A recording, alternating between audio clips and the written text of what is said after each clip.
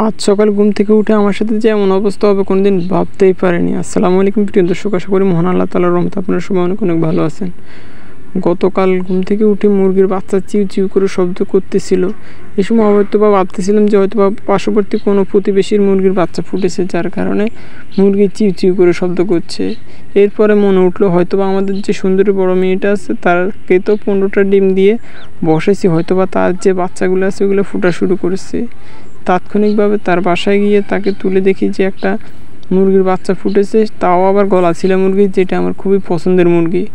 এরপর মুরগিটাকে দেখে শুনে রেখে চলে যাই আমি। তার কিছুক্ষণ পর তাদেরকে খাওয়া দাওয়া দিয়ে চলে আসি এবং পরের দিন সকালে মানে আজকে সকালে উঠে ঘুম থেকে দেখতেছি যে ওই মুরগির বাচ্চাটা আমি যে স্থানে রেখেছি ওইখান থেকে পড়ে মারা গেছে। মূলত মারা যাওয়ার অন্যতম কারণ হচ্ছে মুরগিটাকে যে স্থানে রেখেছি এটা হচ্ছে বেড়ালের পা দুর্ভাব আমার এখানে অনেকটা বেশি, যার কারণে একটু উঁচু স্থানে রেখেছিলাম মুরগিটাকে।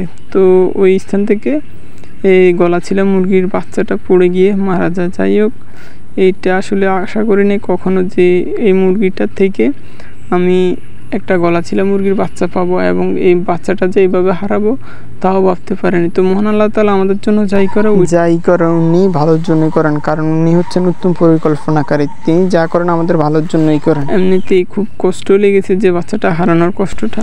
এই মুহূর্তে আপনারা দেখতে পাচ্ছেন মুরগিটা কি সুন্দর করে তাদের বাচ্চাটাকে আগলে রেখেছে। মা বোধহয় এরকমই হয়, প্রতিটা সন্তানকে চেষ্টা করে সবসময় আগলে রেখে আদর যত্ন করার জন্য। তো কি সুন্দর দেখতে পাচ্ছেন বাচ্চাগুলোকে আগলে রেখেছে এবং কিছুক্ষণ আগে তাদেরকে খাবার দাবার দিয়েছে এবং খুব সুন্দর এবং খুব সুস্থ সবল আছে সবগুলোই।